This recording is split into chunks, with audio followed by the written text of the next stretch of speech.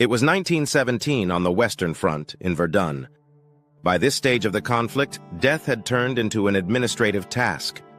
Men were rarely mourned right away. Instead, they were simply counted. Each morning, lists emerged. Men killed, wounded, or missing. Numbers were sent on, reports stamped, ledgers sealed. In a quiet place behind the lines, one man held the task of recording those numbers. His name was Arthur Bellamy. Bellamy wasn't a soldier on the front lines. He toiled away in a small timber office, shielded with sandbags, dimly lit by a solitary oil lamp each night. His duties were clear: create casualty reports, cross-check unit rosters, and send totals to command. Initially, everything seemed quite normal. Verdun devoured men at a terrifying, constant pace. However, as weeks passed, Bellamy discerned a pattern that seemed off from the chaos outside. Entire units, sometimes 8 or 12 men, seemed to simply vanish. Not listed as killed, not marked as wounded, not recorded as prisoners. Just missing from the documents. One evening, Bellamy examined 2 reports from the same infantry company. Morning count: 213 men. Evening report: 196 men. 17 men unaccounted for.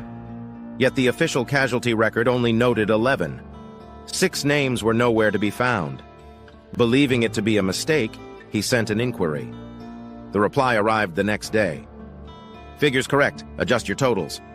No further explanation. No corrections provided. He updated the ledger.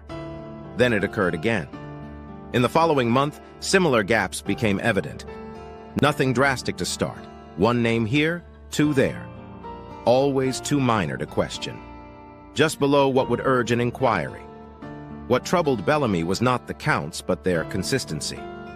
The men who went missing shared similar circumstances, assigned to night shifts, stationed in quieter areas, often labeled as last seen at position with no additional notes.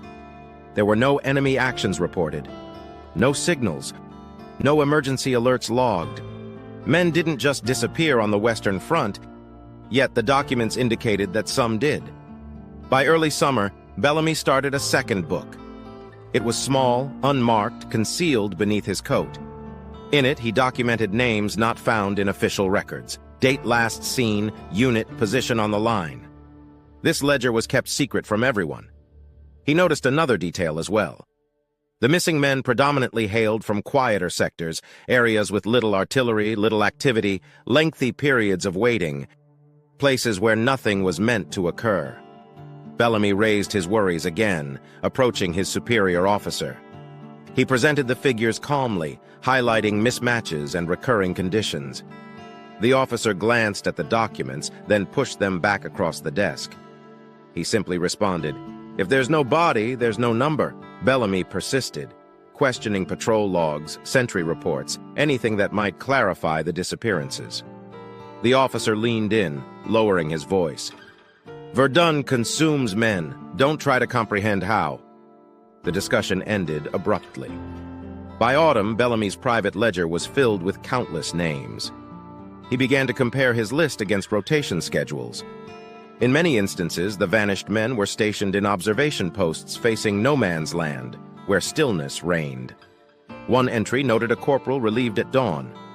His replacement arrived to find the post empty. A rifle standing against the parapet. A thermos still warm.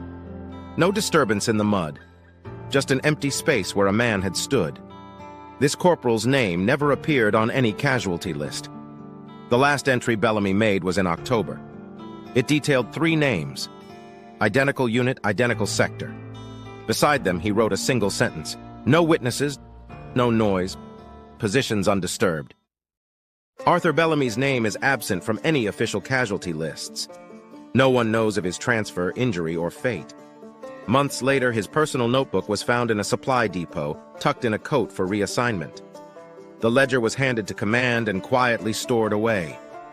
A thorough inquiry never took place. While war historians primarily examine the deceased and injured, some tales remain untold. There were those men who vanished unnoticed, their absence lacking any dramatic report or explanation.